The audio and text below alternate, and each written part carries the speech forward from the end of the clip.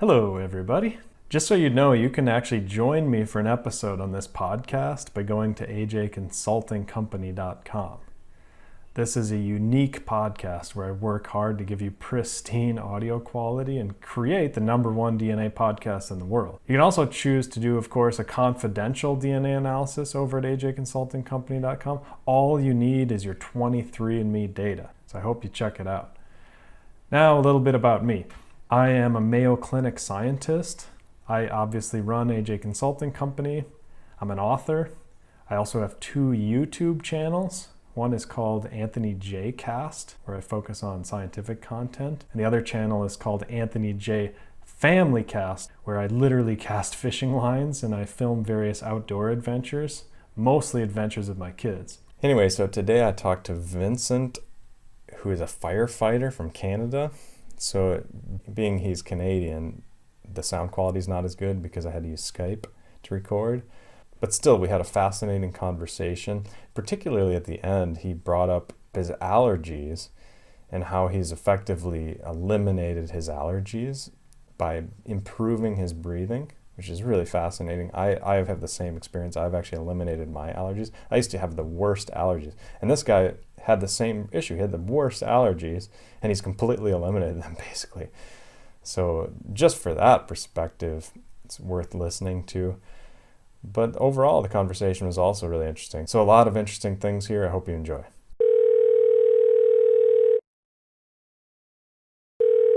There we go. I just had to put the record button on. How's it going? That's going well. Yeah, I like your profile picture with the walleye. Yeah, thanks. And you're up in Canada? Yeah, in Montreal. Decent walleye fishing up there? Walleye, pike and walleye in like the St. Lawrence River area. And up north, if you go through different lakes in the Laurentians, it's more trout fishing. Right. And which one do you like better? Both. They're different. Yeah, same. The St. Lawrence River, they got I think that's where the world record muskie came out of. Yeah, you've got big muskie too. Yeah, I mean but it was such a long time ago. I don't know if they're quite that big anymore up there, but. No, you still see the big ones. You usually see them dead floating around. Right. In the warm time of summer. Wow. Yeah. So, and you're a firefighter up there? Yeah, in Montreal. In Montreal, not like a forest firefighter, but more a city firefighter type thing. Yeah, it's full-time firefighter in Montreal. We don't have part-time. Some fire departments have part-time, like small cities, but big cities, they're only full-time. Good. Yeah, I've heard that the firefighter job basically has one of the highest job satisfactions. Oh yeah, it's great. The best job in the world. Yeah, that's a good thing. Yeah. And you got my PDF that I emailed you? Yeah, I printed it and I have it on my computer screen too. Perfect. Yeah, so we'll just go down the line on that PDF. And the most important backdrop information is because, you'll notice there's plus genes, there's plus minus on this report. The backdrop is that we have 2 copies of DNA in every cell in our body. The only cells that don't have 2 copies are egg and sperm cells. Egg and sperm cells only have 1 copy of DNA. Okay. So when they fuse together, that's where you get the copy from your mother and the copy from your father. But if you get generally on this report, I'm looking for bad genes, right? I'm not looking for good, because everybody has thousands of good genes. Yeah. Tens of thousands, maybe. And hopefully. Oh yeah, exactly. And we could talk all day about the good genes, but I want to try and identify the problem ones and then figure out how to fix them. And you're, 37? Is that what you said? Yep. On the email? So yeah, you're pretty young, so it's perfect timing. I'm glad you're doing this because you may not notice some of these issues, the health issues from these genes, but you turn 50 and you start noticing some of them. But if you prevent them, hopefully we can basically prevent these genes from even having an issue, period. Yeah. But the plus on this report generally, not always, but generally means a bad version of the gene from your mother and a bad version of the gene from your father. Bingo. Right? And the plus minus means a bad version from one parent, but then a good version from the other parent. So not as problematic. In fact, I'll probably not even talk about the plus minuses on this report because they're not that problematic. And can they go one way or the other? Exactly. Okay. Yeah. And especially because we've got enough plus pluses to talk about. I'll bring up one or two here and there, but I would just suggest reading the paragraph, maybe making changes, but I wouldn't feel compelled. Okay. So the first plus right off the bat is that CETP gene, cholesterol ester transfer protein. Yep. It's a risk for Alzheimer's, but it's pretty minor. Okay. It's particularly minor. It's basically nothing if your triglycerides are low. So make sure you've got your triglycerides, optimized. And I know you're in Canada there, so the units are going to be different. Yeah, it's in millimolar. Exactly. So there's actually free online conversions. You can just type I converted them before in the past. Yeah. So you're familiar with that, and just check it and make sure it's below that value that I gave you there. Yep. Because that's pretty strict value. I want it to be optimized. I don't want it to just be okay. Yeah, there's a difference between like not getting sick and optimizing. Exactly. Exactly. And my whole focus here, and in general, is optimization. Yeah. And like blood sugar is another good example. Like the doctors are happy if you get 95 on your blood sugar because that's okay. Yeah. But I want to see people optimize and get below 90. And again, those are American units. Do you know your blood sugar units or your blood glucose, even in the Canadian units? Last time I did blood work, it wasn't. It was non-fasting blood work. Mm-hmm. Non-fast. Oh, I see. You ate something first. Mm-hmm. Yeah, like the doctor didn't require me to be fasting. Sure. So it's higher. Yeah, that's all right. I mean, I would just make sure to check it fasted. Yeah, I only had my HbA1c. Oh yeah, what's that? What's the number on that? It was at 5.2. So a little bit high, but not above. I mean, I generally like to see it below 5, but and I think when I got those results, because I usually eat a pretty low carb diet, and I think it was Rob Wolf that had Wired to Eat. Yeah, explanations on why low carb people would have higher HbA1c. Interesting. Yeah. What does Rob say about it? Was that he said that like sometimes it's just that the lifespan of your red blood cells are longer. Right. Yeah. So it elevates. It might be just like elevated right off the bat, but sure. That's interesting. Yeah, I mean, and 5.1 is pretty good. It's you can drop it a little bit. Yeah, for sure.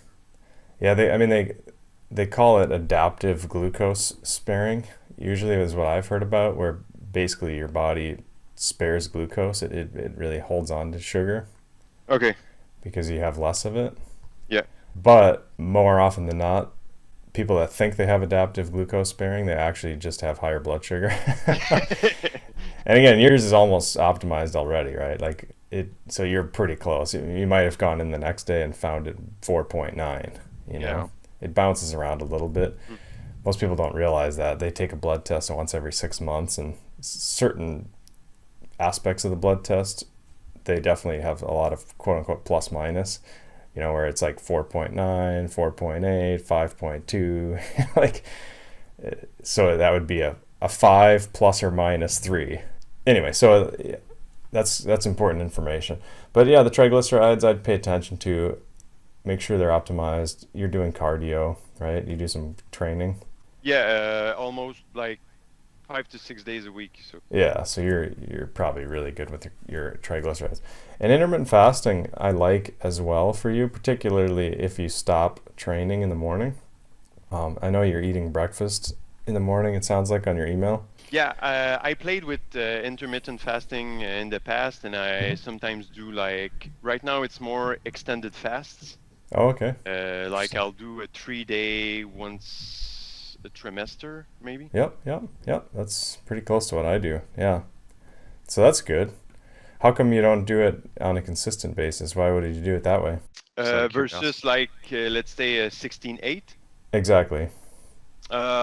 Just change of routine. I tried the 16-8, was good.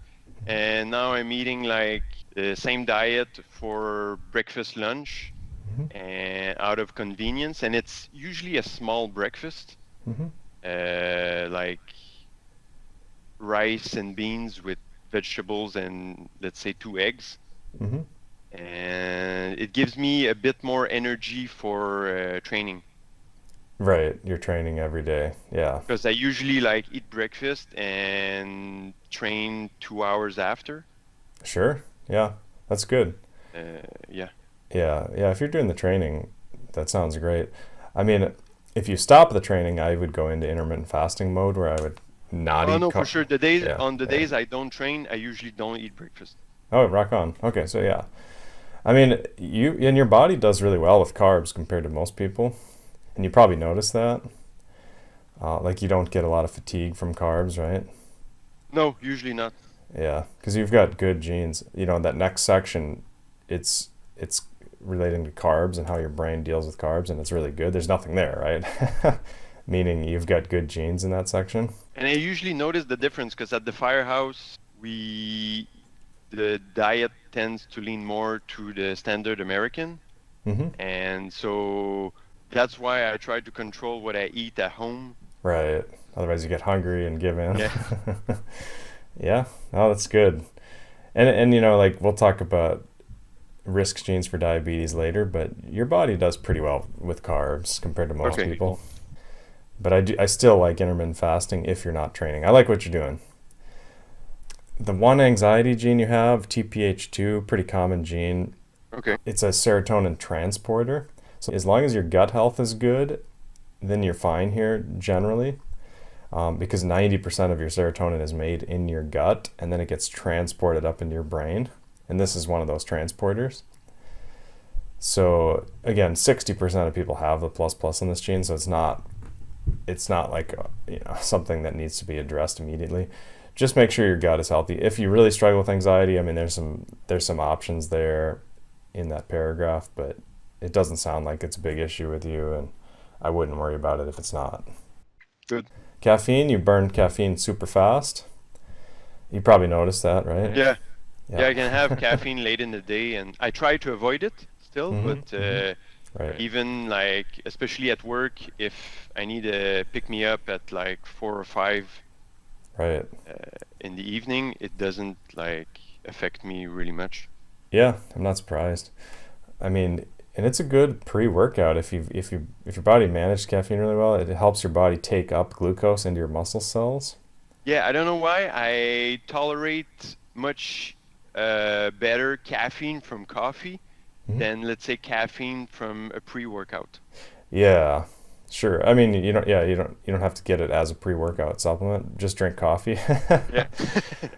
Yeah, usually in the pre-workouts they have a lot more, and it's just straight caffeine. So, but that's a good gene, and that's one of those examples where a plus isn't a bad gene necessarily. Okay. But I think it's important to note. And the last category on this section, of course, is lifespan, and you have a couple of genes here.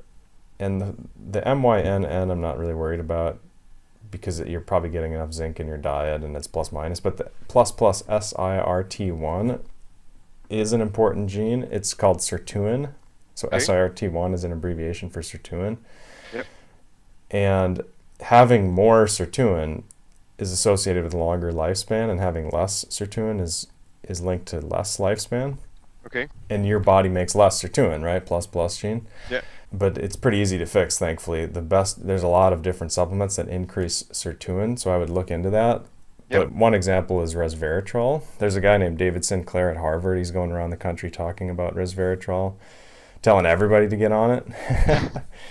And to be honest, most people don't need to because, I'd say maybe 50-50, right? Like 50% of people have the version that you've got on this gene, meaning you should take it, and 50% don't have the version on this gene. Yeah. Problem with resveratrol is it acts like estrogen. Okay. At high dose. But you've got really good estrogen genes, which we'll talk about later.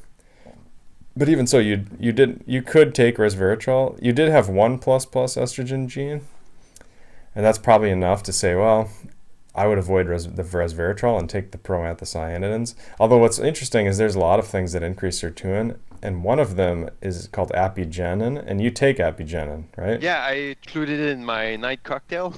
Yeah. Of magnesium, L-theanine, and apigenin.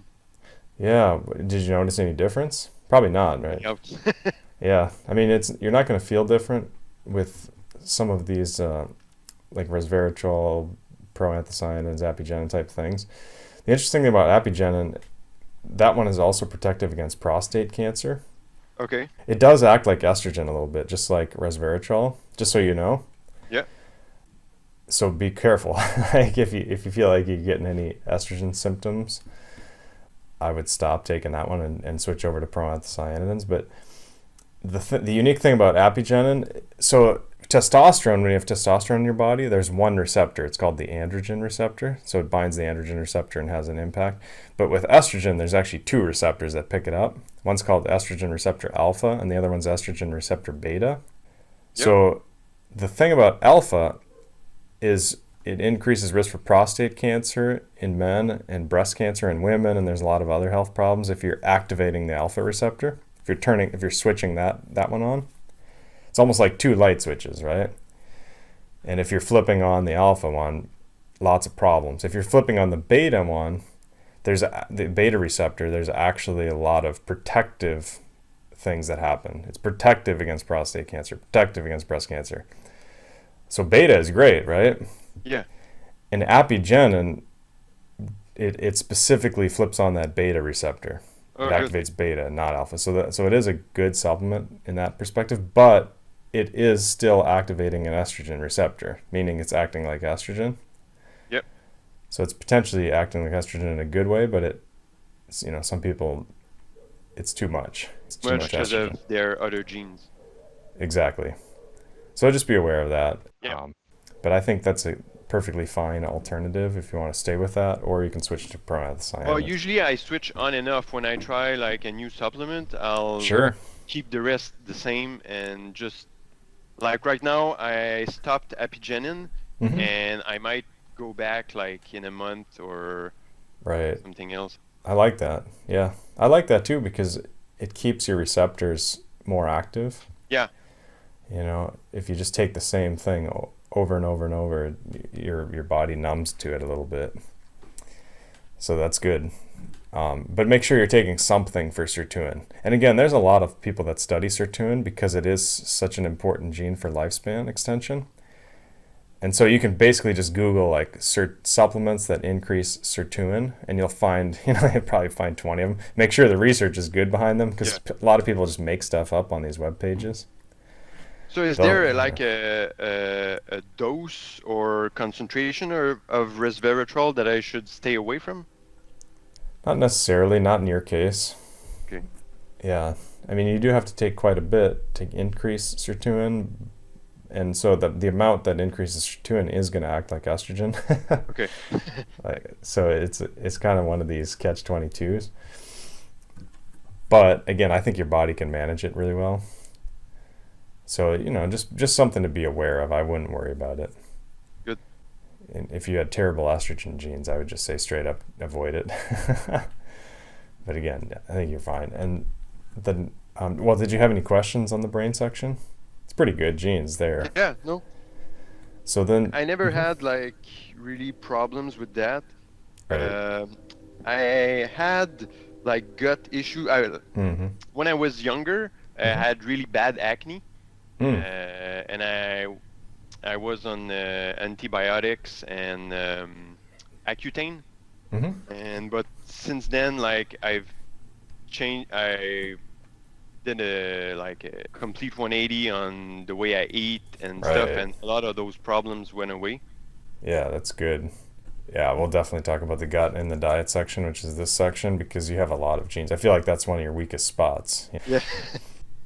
And maybe sleep. Like you do have some sleep genes that are potentially weak as well. But you didn't complain about sleep, which I was kind of surprised.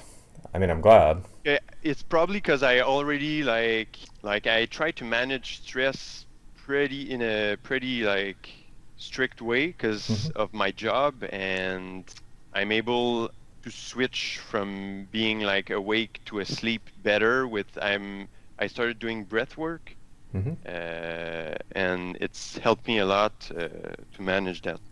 Yeah, it's super important.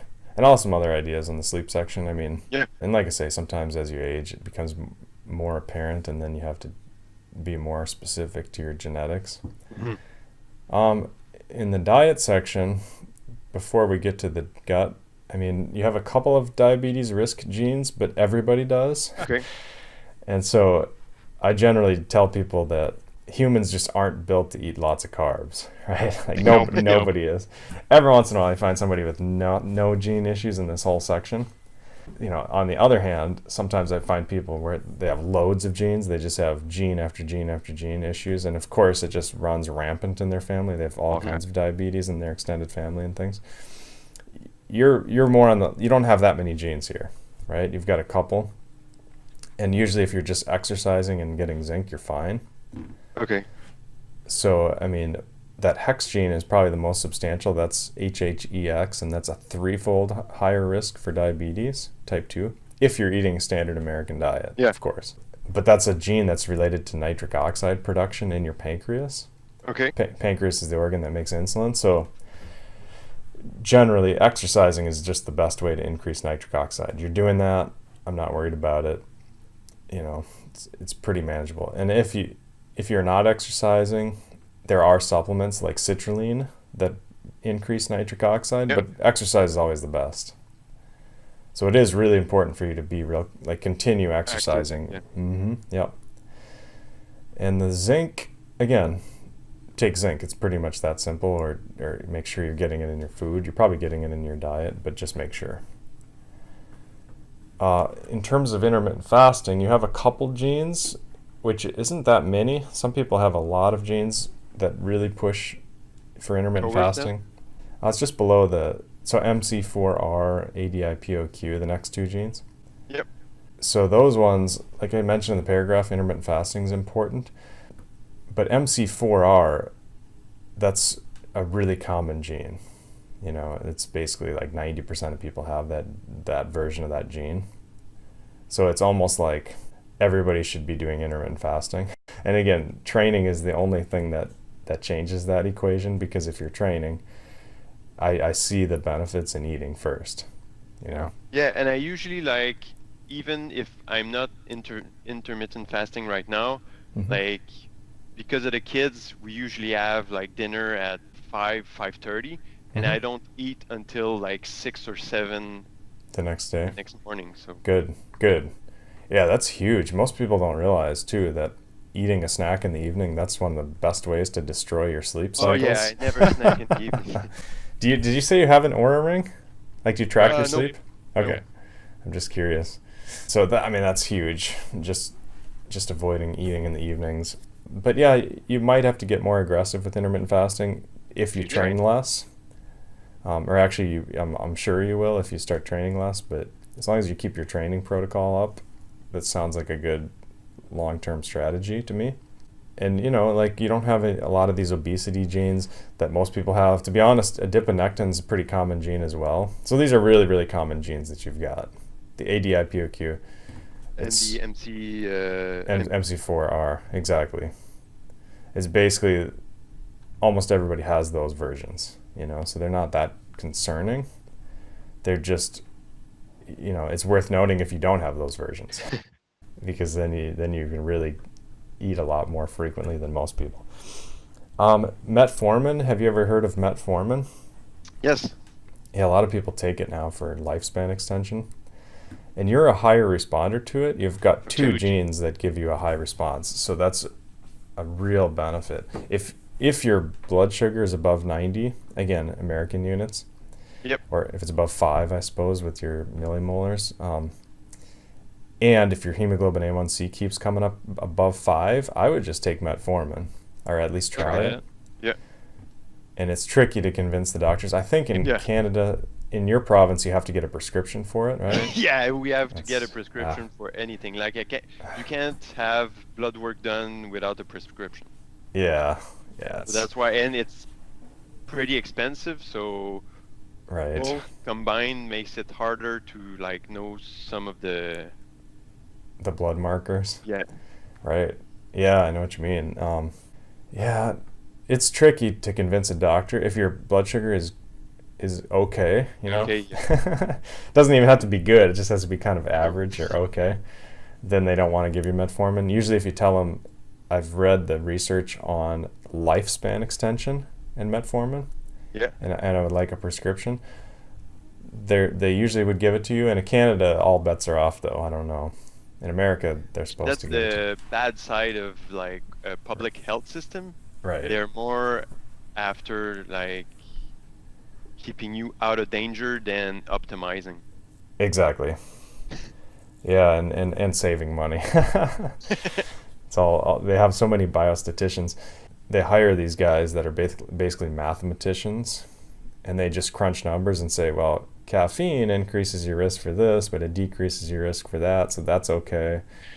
You know, and they just basically do math and try and determine, you know, statistically if this is okay for the general population, if that's okay. It's almost like what the insurance companies do, but with less freedom. Yeah, but if you can get metformin, I would recommend at least trying it. Cool. And I would take like 500 milligrams before you go to bed. I wouldn't take it in the morning, or you might feel kind of just a little bit nauseous, just not feel great. But when you sleep, you won't notice that. Yeah. But again, that would easily drop your blood sugar if it's kind of borderline. And heart disease, you have pretty good genes. I mean, do you have extended family that you know pretty well? Like, yeah. You know your grandparents and all that. I mean, yep. What kind of issues run in your family? A bit of diabetes. Some heart disease. Okay. Yeah. But other than that, it's pretty good. Like I have a grandfather that's 90, and he just beat coronavirus. Oh, yeah, that's good. Yeah. That's awesome. Yeah, I mean, I'm not surprised you've got such good genes in these categories relating to aging. I mean, even your heart disease section is really good. You have these 2 genes in the cholesterol section. Okay. And so generally you want to watch out for your cholesterol. Again, mostly your triglycerides. That's the main focus of these genes. That's pretty simple. I'm sure your triglycerides are really good. I would check them. Well, I'm trying to look the conversion. Like last time I did blood work, the triglyceride were at 0.43 millimolar. Yeah, let me see if I can find the online conversion here. Triglycerides, because I use it all the time. Online conversion. Yeah, let's see. Which one is it? 0.43, you said? Yeah. Okay. Millimolars. So that's 16 milligrams per deciliter. That sounds super, super low. It sounds lower than it should be. Maybe I must have. Yeah. Maybe I clicked something wrong. Hang on. I think I clicked. It says 38. It says 38. So that's more. Yeah, that's. I just had I had it on cholesterol or some other thing. Okay. Sorry about that. So 38 is excellent. Yeah, that's not surprising to me. I've talked to people that are 40 and 50 and 60 all the time, you know. So you're even lower than most people that I talk to, but that's fine. That's really low. That's interesting. Do you eat like really low fat? Not really. It's like I'd say normal. It's not high fat. It's not. Okay. Okay. I eat plenty of eggs, and I put butter. Okay. Good. I'm very picky with the type of oils I use. Yeah. Good. Which ones do you use? Olive, avocado, and coconut. Butter and animal fat. That's it. Okay. Good. Perfect. Those all are good. Yeah. I mean, that's exceptional. So you really have excellent genes in terms of heart disease. And the one that you have, like I say, this LPL gene and the other one, LPA, I'm not really worried about. So it's only a matter of keeping triglycerides low. Yeah, you could check your LPA. They have this thing called LP little a. It's like A in parentheses. And you can make sure that's also optimized. Okay. And the optimal level would be like below 30 milligrams per deciliter. Because you do have that LPA gene, but again, with your triglycerides that low, I'd be shocked if your LPA is high, LP little a. But it's probably worth checking if you can convince a doctor to do it. Yeah, good. Tell me you've got a gene for it or something. CRP, I'm not worried about. And then the leaky gut section, that's where you get the pluses, right? Yeah. So it's quite a ways down there because there's so many good genes that have blank categories. But the gut section, plus CDKAL1, plus ATG16L1, another plus ATGC. So I have a hunch that you're really sensitive to gluten. I'd be really careful to avoid gluten. Okay. That ATG gene, it's not 100% predictive for gluten sensitivity, but it's pretty close. It pretty much guarantees you're getting some inflammation from gluten, maybe a lot, most of the time quite a bit. Yep. I mean, you can have it once in a while, but I'd be careful with it. So that's with both ATG genes. Exactly. It's almost like if you've got one pothole on your sidewalk, that's not great, right? But if you've got two potholes on your sidewalk, that's even worse. And that's kind of what this is. You've got two potholes on that same gene. Yeah. Meaning, and they're both plus. So it's definitely a higher risk. I mean, technically it gives you about a 5-fold increased risk for various gut issues, leaky gut type issues. Okay. But again, most of the time in real life, I see it as a gluten sensitivity issue. And I think that's the most important gene in this whole section. Now, I mean, in your email, you said you eat rice or you with the Rob Wolf, I guess you were just talking about. Yep. But you didn't mention grains and things like that. Do you eat a lot of grains? No, not on a regular basis. Good. I mean, how do you feel if you eat them? It's not enough to feel discomfort. Yeah. Good. And you didn't have discomfort when you were a kid either, eating a lot of that stuff? Well, maybe my acne as a child could be linked to not knowing and not being aware of that. So. Right. Yeah, it happens all the time where you pull people off gluten and their acne goes away, or just grains in general. And usually right now, like when I eat grains, various grains, I'll try to make an effort to have them either like cooked well or fermented. Right. I can have Ezekiel bread without feeling bad or anything. So. Right. Yeah, and the way I do it, I actually am pretty gluten sensitive, but I don't feel different. I feel super tired, but I don't feel pain in my gut if I eat gluten. But if I eat gluten and then I foam roll on my abs, then it hurts. Like it really hurts. It hurts way down in there. Whereas if I eat healthy and I foam roll on my abs, it's fine. Like I don't really hurt at all. So then I can tell, and that's the way that's one of the techniques I use to determine if people have issues way down in there. Oh, that's interesting. Yeah, it takes it's tricky because because foam rolling hurts all the time. Yeah. A little bit. Yeah. So you have to know what foam rolling feels like. Yeah. Yeah, but if you have a good baseline, then you're able to identify when it's out of the ordinary. Exactly. Yep. And it's a massive difference for me. Once I started doing that, I can really tell. That's the big one, I think, here. Because it's amazing how many plus minuses you have in this section, and they all kind of contribute to just more potential gut issues, but at least they're plus minus, right? So you do have good versions of those genes. That CDK gene at the top, CDKAL1, that's another gene that's flavonoid sensitive, meaning like some of these plant supplements like grapeseed proanthocyanidins or apigenin, which is a flavonoid. The one we talked earlier. Yep. Any of those like resveratrol, they're all beneficial for that gene. Even just eating colorful plants regularly, beneficial for that gene, helps your gut. But other than that, like all these other plus minus genes, I'm a lot less worried about if you don't have active gut issues. And the very last one on here, CNR1, that's the only other plus plus here. That's your cannabinoid receptor, like your CBD receptor. The CNR1? Exactly. Yep. And so if you have gut, sometimes that one, if you have gut issues, it helps to take CBD. Okay. It doesn't mean you should take it chronically or anything like that, but it can help with the inflammation if you have gut issues. Okay, good. But I wouldn't worry about it if you don't. Other than that, any questions on the diet section? Let's see. So the proanthocyanidins. Yeah, proanthocyanins. It's a broad category of. No, it's a real specific compound in grapeseed. Oh, okay.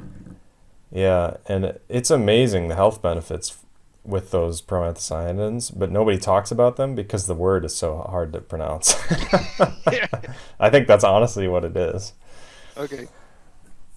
Yeah, they're phenomenal. They increase lifespan in all the animals they test with it. And if you just get grapeseed extract, it's usually about 50% proanthocyanins and 50% resveratrol. Okay. And that's another good option too. Okay, so this is different from resveratrol. Definitely different. Yep. They're two different things. Okay. Exactly. Okay. Yeah, any other questions? No, I think it's good. All right. Yeah, it's a good section. Vitamin hormone detox genes. Just because you mentioned acne and things before, that you do have a gene called ARSA, aryl sulfatase, and that's a less common gene, and it converts something called cerebro-3-sulfate into ceramide. Not important to know, but basically you don't make ceramide as well as you should. Okay. And ceramides are really important in your skin, like for skin hydration. Yep. And so usually like getting some increasing your ceramides can help your skin if you have issues. Now it doesn't sound like you have issues anymore, right? But if you did, I get it here and there, but it's pretty much like occasionally. Right. Yeah, you could tinker with these phytoceramides, just again if you have an issue. Yep. They don't sell regular ceramides as a supplement, but they do sell plant ceramides, which phyto is just plant, so phytoceramides. So that would be a useful thing just to tinker with. The other thing you could try, have you ever tried N-acetylcysteine, like NAC? They call it NAC. No. Because N-acetylcysteine also is a useful supplement here because it contains sulfur. Okay. And this is an aryl sulfatase, so sulfur is sometimes useful, but again, I would maybe try the phytoceramides. I was just curious on the NAC. Vitamin D, you definitely want to make sure you're getting. Do you supplement vitamin D? Yeah. Okay, good. And I usually it's between I take more in the winter. Right. Perfect. And I usually use the D-Minder app. D-Minder? I don't know what that is. Yeah, it's an app that tells you like it takes in consideration the latitude where you are. Oh, cool. Tell you D-Minder, I get it. Yeah. Like vitamin D. They'll tell you up to where in the year can you make vitamin D. Like where I'm up, I can make vitamin D because the sun is going like high enough. Right, until like September or something. It's usually like early November. Oh, wow. From early November to I think early March, you can't. Yeah, right. Even if you're out in the sun, you don't get it. Yeah. I was considering maybe getting a vitamin D lamp or. You do have that, like in your sleep section. If you don't mind, go to the very last gene on this report. You may have looked over it already, but there's a gene called. I scrolled yesterday a bit. Yeah, exactly. There's that gene. PER3. Exactly. Yeah, that one oftentimes triggers depression in the winter. Okay. And that's the solution, right? Like that vitamin D lamp. Like taking vitamin D doesn't quite cut it with that one oftentimes. Now, again, at age 37, you probably don't have this yet. But trust me, when you hit 50 or something, you're going to notice it more. No, but I usually notice like more depressive thought when, let's say, I worked 24-hour shift and I only Right. got like 3 to 5 hours of sleep. That's Right. when I need to be cautious, and I usually pretty disciplined. Like when I come home, I usually have a light breakfast, take a shower, and go back to sleep. Right. Good. Yeah.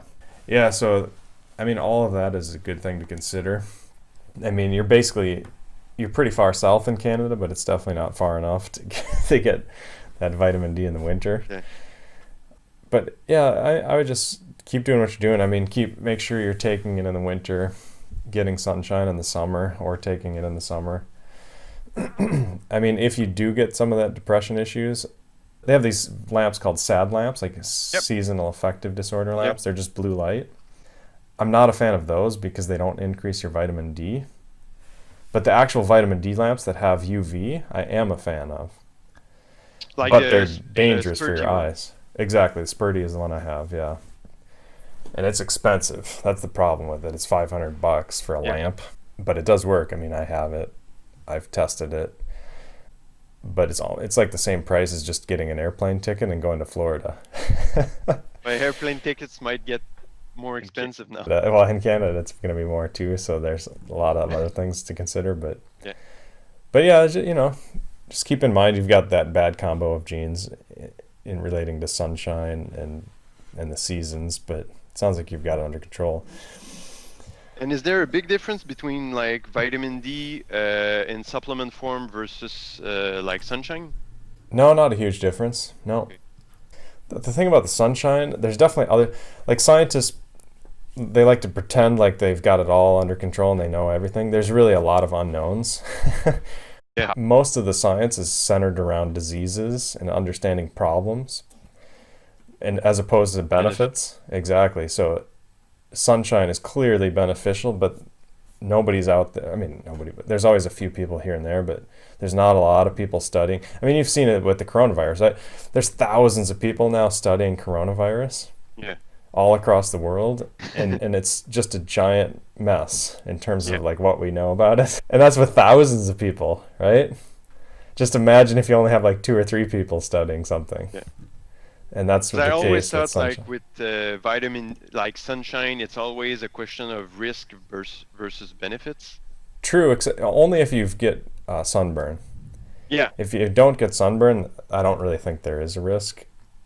I mean, dermatologists would probably disagree with me, but I would just say, show me the research. Because the people that they see are extreme. They're getting burned all the time on weekends. They go fishing and get completely fried, and then they go back to work. Combined to a bad diet and exactly right. Yeah, so that's, of course, they're going to see people, that have skin cancer all the time. But I mean, you could even use a tanning bed. Get a membership at one of those places and use it for like 3 minutes. That's also effective for protecting against some of that stuff. Good. Yeah. So, anyways, it's an important thing I think to pay attention to. It sounds like you do. Flax, seed oils, you're already avoiding. It sounds like, so that's good because you do have that plus gene. And then estrogen. Like I mentioned, your estrogen genes are pretty good. Some people have just a long list of estrogen genes. You have 1++ here. Okay. ESR1 is actually your estrogen receptor alpha, the problem one I talked about. Yeah. So what this means to have a ++ here, it means your alpha receptor is more active than it should be. You've seen those dimmer light switches. You can turn up the amount of light and then you can turn it down. Yeah. It's like your dimmer is set higher than most people. So when you flip on the switch, it's really bright. Okay. With your estrogen. So just don't flip on the switch as much, right? And thankfully you don't have a lot of other genes that make higher estrogen. So this one, it doesn't mean you're gonna flip on the switch more or less. It just means if you do flip it on, it's brighter. Okay. So saunas can help to lower that estrogen. Brassica family members like broccoli and things, they help. But just make sure you're not taking any supplements that activate the alpha receptor. There's a lot of people that take supplements that activate the alpha receptor. Okay, with are estrogen. There a lot of supplements that activate those receptors? No, not a lot, but you just want to be careful and don't take anything that might act like estrogen that you don't know. Okay. Like, for example, like soy products, right? They're definitely going to activate that alpha receptor quite a bit. I'd be careful with anything that's like that. And some of the essential oils, like rose otto essential oil, can activate. Lavender for sure. Yep, exactly. So yeah, it's probably, if you do something that's unusual and you do it consistently, it doesn't sound like you do, but if you did, just check and make sure it doesn't act like estrogen. Okay. But yeah, I mean, you have really good genes. I'm probably getting a little bit too deep there. Thyroid, actually really, really good. Most people have a lot of thyroid gene issues. Beta carotene, you have 2 plus minuses, and those are kind of additive. So you probably have about a 50% reduced conversion of carotene to retinol. And carotene, that's like vitamin A in plants. But your body doesn't use carotene. You have to convert it to retinol. And again, you don't do that very well. You have about a 50% reduction in conversion. The good news is you take cod liver oil, right? Yep. And that has retinol. So is that the gene that makes it harder to convert, let's say, vitamin A from plant food versus animal food? Exactly. Okay. Yep. Because plants, they make a different form of vitamin A that we don't use. So people say, eat carrots, they're good for your eyes, but they're not really, because your body doesn't use carotene. You have to convert it. You have to convert it.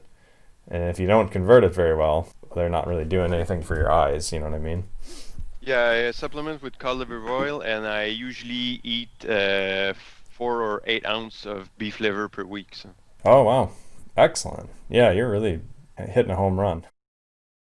Cannabis, do you do any cannabis? No, not since a long time. Do they allow firefighters in Canada to use it? Probably not. We're not tested. We're they test us for to be hired, but sure. And I've used it as in my teenage years, like sparingly, like here and there with friends, but not. Right. That's good. Yeah. Yeah, I mean, it's really going to demotivate you because you have less dopamine to begin with. Okay. But it's not really.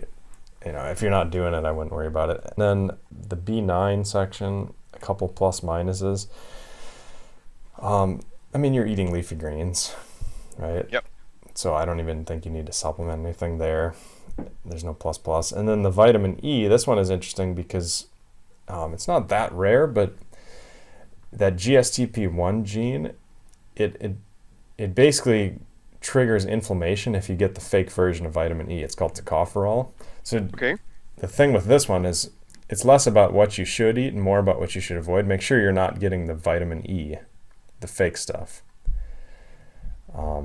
which is found in like multivitamins and things. There's 2 different versions of vitamin E. There's actually more than that, but there's the 2 main ones are tocotrienols and tocopherol. So you want to avoid the tocopherol. Okay. Mm-hmm. It'll actually cause inflammation. It'll trigger something called interleukin in your body. And, it's just unnecessary inflammation. So, yeah, and I didn't see that on that supplement list you sent me. I mean, you're not taking that many supplements to begin with, and vitamin E. I did just have to check on the green supplement I take. Right. And I doubt they would have it in there because that's plants, Yeah. It's plant-based. Like the fake version of vitamin E, they make it from petroleum,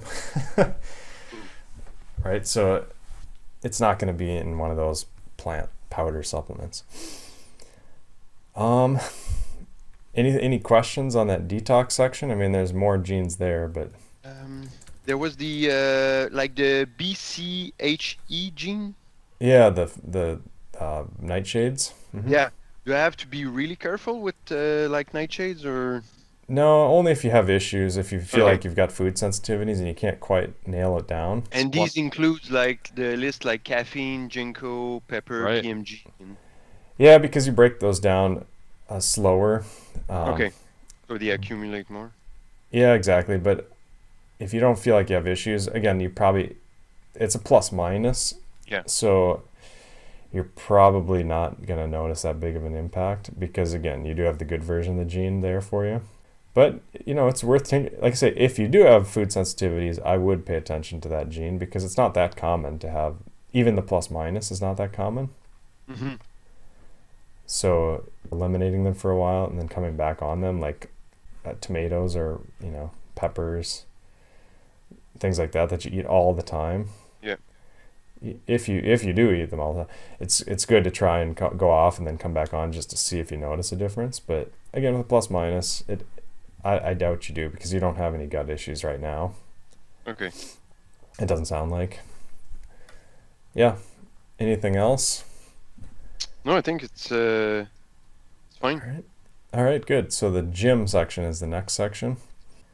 And muscle fiber type, I mean, you're kind of a mix between fast and slow twitch, so you're pretty versatile in terms of how you can work out. But you've got that ACVR1B gene, which gives you higher muscle strength per volume of muscle. So even if you're the same size muscle as somebody else, you're going to be stronger. Generally. Oh, okay. So that's a good gene for power. But, again, pretty flexible there in terms of how you can train. And the joints, you have a lot of plus minuses and only one plus plus. And I would say those plus minuses are pretty significant, but they're all related to high blood sugar. So if your blood sugar is high, you do have a pretty high risk of rheumatoid arthritis. Because it's going to trigger some inflammation. It triggers insulin. Yeah, it increases insulin, and then insulin triggers this gene. Okay. So make sure you don't have high blood sugar. It doesn't sound like you do. Keep blood sugar in control, and gonna keep this at bay. Yeah. The next part, the DIO2 gene plus plus, that one is another gene that gives you a risk for arthritis, but in this case it's osteoarthritis rather than rheumatoid. Do you know the difference? Not really. Yeah, rheumatoid is when your immune system eats your joints. Okay. And basically your immune system destroys your joint tissue, whereas osteoarthritis is when the soft tissue in your joints kind of just slowly degrades over time, and then you get bones rubbing on bones, and that hurts like hell. Yeah. And this gene is an osteoarthritis risk rather than all the other ones are exactly the DIO2, and it's actually a thyroid gene. Okay. So basically, if your thyroid hormones are off, then you have a risk for osteoarthritis. So that's why I recommend iodine, because iodine's the building block for the thyroid hormones, as long as you're getting that. And you can do seafood as well. If you're doing a lot of seafood, I wouldn't worry about it. Yeah, usually take iodine with sea vegetable powder. Yeah, some kind of sea kelp or something, really good. Usually that's enough too. You don't have to worry too much, because again, your thyroid hormones are really good. At least your genes for your thyroid hormones. So I'm less worried about that one, as long as you're taking some iodine. Blood flow, really important, just moving your joints, which you're doing. Gout, I'm not worried about, even though you have a plus plus gene. It's a fructose transporter, so if your fructose is really high, like your blood sugar is really high, and you're drinking a lot of soda and things like that, you're at risk for gout. Okay. But in general, I doubt you're going to have that. And the IL-1A gene is about a twofold higher risk of low back issues. Do you ever have low back issues? Yeah. Yeah, even the plus minus on that one is generally worth noting, because it's pretty predictive. Okay. I keep it at bay, like with training and a lot of mobility, but I always have to keep my eyes on it. Yeah. I have the same gene, this damn interleukin gene. It's a pain, right? I mean, when you hurt your low back, it's really crippling. Yeah. And most of the time it doesn't hurt, and then I'll throw it completely out, Like if I overdo things, like I'm lifting my kayak over my head and walking around with it, and then a few days later I do something minor, like I reach down to tie my shoe and then my back goes out. Oh yeah, sometimes it's just like making the bed or like picking something up and boom, yeah. We're done. Yeah, so when that happens for me, I go on testosterone. There's nothing that beats testosterone with this gene. Okay. In my experience, because testosterone inhibits interleukin, and this is an interleukin gene. Yep. But the good news is there's also a lot of natural supplements. They don't work quite as well as testosterone, but you can look into those as well. Curcumin, there's a ton of them though. I would look at that website link and just see what you think, And you're probably doing some of those already. But stress, lack of sleep, a lack of sunshine, all those things are also contributors to that, more interleukin. Okay. fake vitamin E in your case. Yeah. Also increases interleukin. So, and blood pressure, I'm not worried about in the next section there. Just because, you know, you've got a good body weight, you're training. I'd be shocked if your blood pressure is high. Maybe it is high, right? A lot of silence there. No. I was just writing down. Oh, okay. Yeah. Yeah. Let me know when you're finished writing there. Yeah, I'm good. Well, yeah. How's your blood pressure? It's very good. Yeah. Yeah. I mean, as long as you keep doing what you're doing, you keep exercising. Exercise is the key with this gene, the one gene you have, and Okay. I wouldn't worry about it beyond that. And the bone strength is really, really interesting because you have 4++ genes in this section, and a lot of people have 0++ genes. And what's really fascinating about your genes here is you've got a gene for low bone density, and then a gene for high bone density, and then a gene for low bone density, and then a gene for high bone density. So it's super offsetting. I have a hunch that equalizes, and it just basically makes it all normal. Oh. But the thing is, because you have pluses here, all of your kids are going to have a plus gene on all of these genes. And then if your wife only has good genes or only has bad genes, that will dictate, you know, which ones exactly, whether they get a plus or plus minus. But in your case, I have a hunch that's just completely offsetting. I wouldn't worry about it. You probably have great bone density, right? You've never broken a bone? Nope, never. Yeah. Usually when you have these good genes, they kind of neutralize the bad ones. The bad ones. Yep. And then the sleep section is always a pretty short section in terms of gene issues. And the 1++, I mean, we already talked about the very last gene, which is seasonal affective disorder, depression in the winter. Yep. And again, that's usually a bigger risk as you age. It's not such a risk when you're young, unless you're really messing up your circadian rhythms. But the ABCC9, the 1++ that you have here, that one does trigger a lot of sleep issues in people, particularly if you have high blood pressure, which you don't. But it's a potassium channel, and it's also an oxygen sensor. Okay. So those are the two things to focus on, like making sure you've got plenty of potassium, maybe even supplementing potassium in the evening before you go to bed with your magnesium cocktail type thing. And you probably won't notice a difference if you're just going by feel, but you probably will get more deep sleep. Deep sleep you don't notice, like you won't feel different when you get more deep sleep. I got this feeling when I started using blue blockers. Mm-hmm. Yeah. It wouldn't help me go to sleep, but I usually wake up less if I wear my blue blockers before going to bed. Interesting. Yeah. And you do have that blue light sensitivity gene down below. So it makes sense. Yeah. So for the ABCC9, potassium. Yeah. And then nose breathing. Nose breathing really helps. If for some reason you struggle with that, I've even heard of people that tape their mouth. Yeah, I tape my mouth at night. Oh wow! How did you learn to do that? With breathing practice, I usually I follow Brian McKenzie from Power Speed Endurance. Yeah. Wow. And they've got breath work and stuff, and I started using it for seasonal allergies. Yeah. And it completely changed it. I used to be the guy that had to lie down with something in my eyes because they were all puffy and stuff. And you just want to rip them out. Yeah. I've had the same. I kicked my allergies too. I used to have the worst allergies of anybody I know, and I got rid of mine too. Yeah. I don't have any now. And you still have some, or do you completely eliminate them? It's really minor. Yeah. We have a cat at home, and I'm allergic to cats. And right now, I only have discomfort if it's on my skin.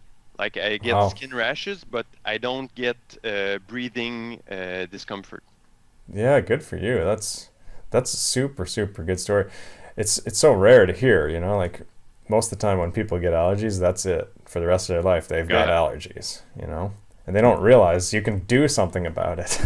I get asthma symptoms. Mm-hmm. if I drink too late in the evening. Yeah. Like drink alcohol.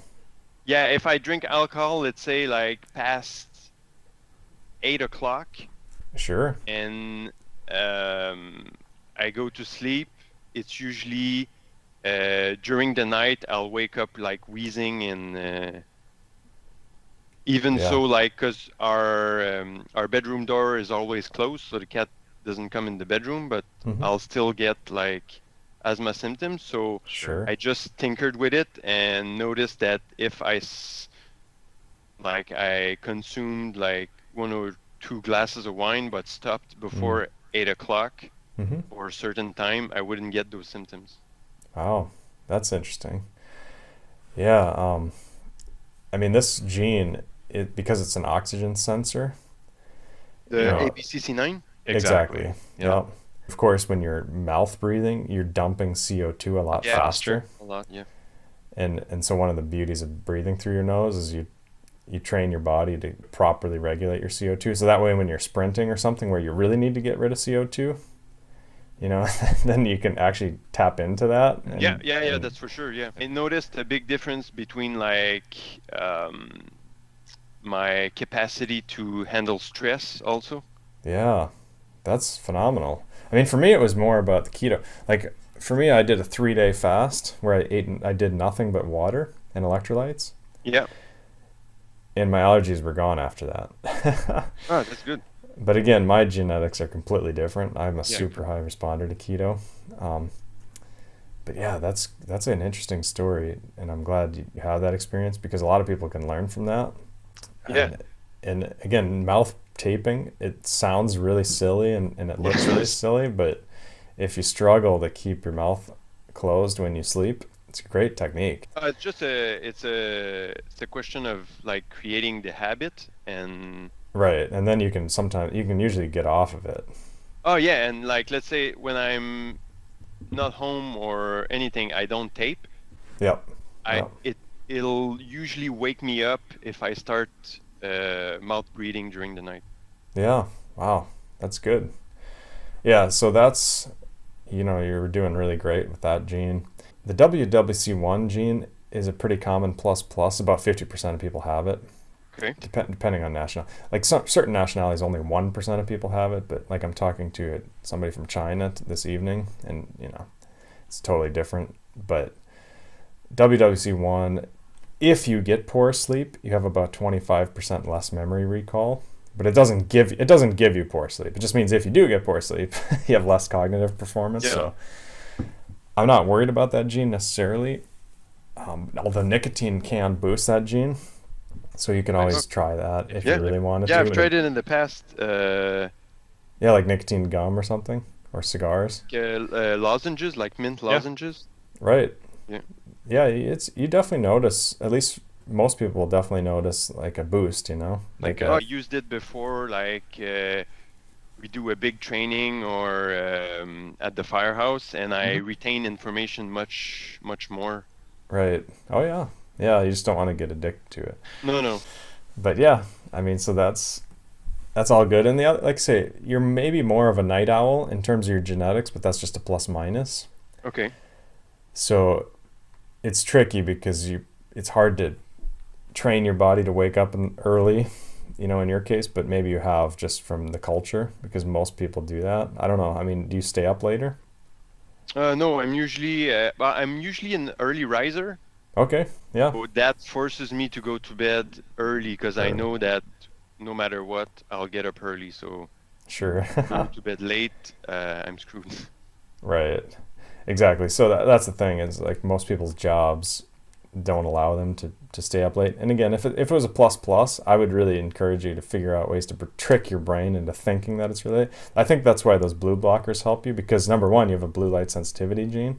Okay. And then number two, you have this gene, which tells me that if your body does have a preference for early rising or staying up later, your body wants you to stay up later, but you can trick your body into thinking it's really late with blue blockers. Oh, okay, yeah, good. Because blue blockers effectively, your brain thinks that the sun went down. Yeah, and I try to get like sunshine early in the day. Oh yeah, I find that It's a good idea. It helps me to go to sleep in the evening easier. It's a good point. Yeah, all of those are good strategy. And again, it's a plus minus, so it's not overpowering, you know. Okay. But yeah, I mean that's the rundown. Do you have any questions on like the sleep section or any other section? No, not really. It was really interesting, like knowing like the weak spots and areas where I can like tinker with and. Right. Yeah, you've got pretty good genes. The gut section is probably your weakest. If I had to pick one section, overall, to work on. Yeah. well, just to watch out for in the future, because again, as you age, you become more sensitive to these things. You know, when I talk to like 50 or 60-year-olds, things like that, or even older, they'll be like, oh yeah, that's definitely an issue, right? Whereas a 30-year-old would say, no, I don't really notice, maybe a little bit of it, you know, that kind of thing. Yeah. The good news is when you do your DNA at a younger age, like you've done here, it's oftentimes you'll never notice anything because you basically prevent that stuff from happening, and that's really important. I think that's a better strategy for optimizing health than waiting for things to happen and then trying to fix them. Yeah, and then I guess when problem arises, you're already aware that it's a risk. Yeah, it could be an issue. So. Exactly. Well, good, Vincent. It's great to talk to you. Any final thoughts or anything, or final questions, overall questions? Good to go. No, I think maybe like I was asking myself with the skin issues. Yeah, the acne. Not acne, like in the in the last 2 years, Mm-hmm. I noticed more of like those cherry angiomas. Yep. Are there genes that can explain like those appearing with times, or is just like general aging? Are they on your back or on your thighs, on the inside of your thighs, or where do they come up? On your face? Maybe a bit everywhere. It's not like concerning, but like I get those sometimes on the inside of my legs, depending on if I'm eating something I'm sensitive to. Okay. Most of the time, that's some kind of a detox mechanism. Yeah, that's what I read. Like, and there's a link with iodine and. Oh, interesting. Yeah, I don't know much about that, but okay, I'm not surprised. I mean, your thyroid is involved in your metabolism. Yeah. My preference would just be to use the sauna 3 times a week if you have access to one. Okay. That's the ultimate way to improve that. Okay. They've done skin patch testing where it's like nicotine patches without the nicotine. Okay. But they have groups of people that go in saunas and groups of people that don't. And the groups of people that go in saunas, when they take off those skin patches and they test for chemicals, they're just full of all these chemicals, like these plastic chemicals and things like that. Whereas the people that didn't go in the saunas don't have any of that stuff. And what's important about that study is neither group urinates out the chemicals. Like there's hardly any chemicals in their urine, but there's tons in the sweat. Okay, so they detox more with the sweat. A lot more, exactly. Yeah, and what's interesting is like a lot of people that are more sensitive to that stuff, they'll eat Doritos, like these foods that are just full of processed chemicals and things like that, and then they suddenly just get loads of that stuff. And I'm an example of that. Like if I go and eat a bunch of garbage, I'll get them on the inside of my leg. I don't get back acne, but I get them in a pretty specific place. Like I say, just on the inside of my thighs. Yeah. And that's one of the ways I kind of, it helps to motivate me, right? Like, oh, I shouldn't be eating this crap. Yeah, but and I try to be like careful with that because like, even if we're very careful in the workplace, I'm always exposed like to a bunch of asbestos and stuff. Yeah, with the fires. Yeah, I think the sauna. Okay. I mean, it decreases cancer, it decreases Alzheimer's, it decreases heart disease. It literally decreases everything. Yeah. Every disease. So you can't go wrong, even if you don't need to use a sauna. You can't go wrong by using it, but especially if you have some issue where the sauna could help directly, that would be my first go-to. I'll look into it. Yeah, cool. Well, great to meet you, Vincent. Yeah, thank you very much. It was a lot of fun. And thanks for doing it as a podcast version and even starting a half an hour early because of my Mayo Clinic meeting. Man, I appreciate the flexibility. Oh, no problem. All right, have a good morning. Yeah, you too.